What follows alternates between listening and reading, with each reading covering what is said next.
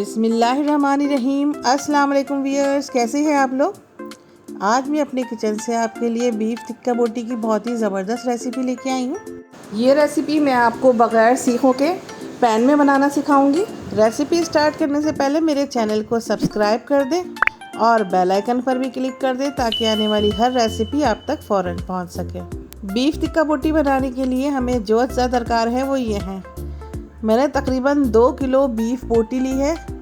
छोटे छोटे उनको पीसेस में काट लिया है। देखें ये साइज़ है बोटी का, आपने भी इतना ही साइज़ रखना है। तकरीबन 4 टेबल स्पून मैंने कच्चे पपीते का पेस्ट डाला है। 4 टेबल स्पून ही मैंने लहसुन अदरक का पेस्ट शामिल किया है और तकरीबन 2 पैकेट ही मैंने शान का टिक्का बोटी मसाला इस्तेमाल किया है। 4 टेबल स्पून मैंने ऑयल के शामिल किए हैं।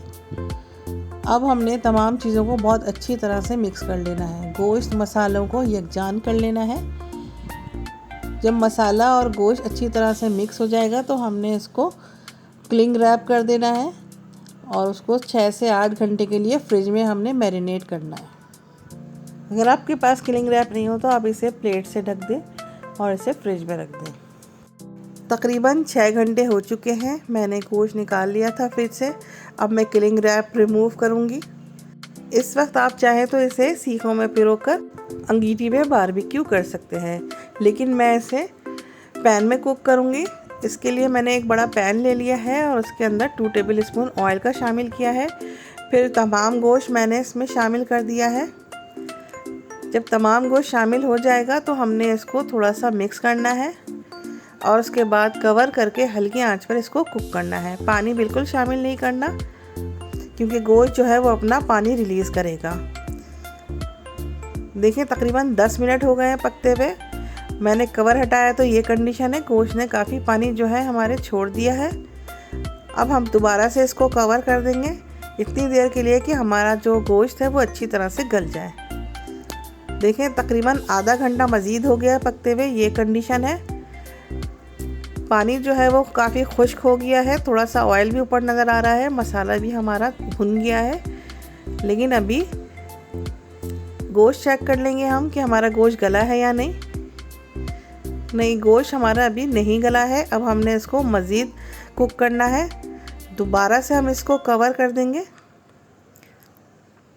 अगर आपका मसाला बिल्कुल खुश्क हो गया हो तो इस वक्त आप थोड़ा सा पानी शामिल कर दें और इसे कवर करके दोबारा से कुक करें। इतनी देर कुक करें कि आपका गोश्त जो है वो अच्छी तरह से गल जाए। देखें ये गोश्त हमारा गल गया है,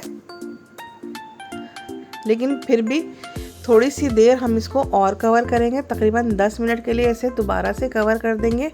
आंच हमारी हल्की ही होनी चाहिए। देखें 10 मिनट हो चुके हैं। पहले जो थोड़ा सा पानी नज़र आ रहा था वो भी भुन गया है। हमारा मसाला बहुत अच्छी तरह से भुन गया है और अब हमने इसको बारबेक्यू का फ्लेवर देने के लिए कोयले का धुआं देना है। तकरीबन 1 मिनट के लिए कोयले का धुआं देंगे और अब मैं कोयला रिमूव कर दूंगी। लीजिए जनाब, बहुत ही ज़बरदस्त मज़ेदार जायकेदार बीफ बोटी तैयार है। अब आप इसे सलाद, चटनी, रायते के साथ सर्व करें। पूरी पराठों और रोगनी चपाती के साथ इसका बहुत ज़बरदस्त कॉम्बिनेशन बनता है। ट्राई करें और अपने मेहमानों से और फैमिली से दाद पाएँ। अगर आपको मेरी ये रेसिपी पसंद आई है तो मेरी वीडियो को लाइक करें, शेयर करें, कमेंट करें। मुझे इंस्टाग्राम पे भी फॉलो करें, वहाँ पे भी अपना मुझे फीडबैक दें। और अगर आपने मेरा चैनल सब्सक्राइब नहीं किया, मेरे चैनल पे न्यू है तो मेरे चैनल को सब्सक्राइब करें। अल्लाह हाफ़िज़।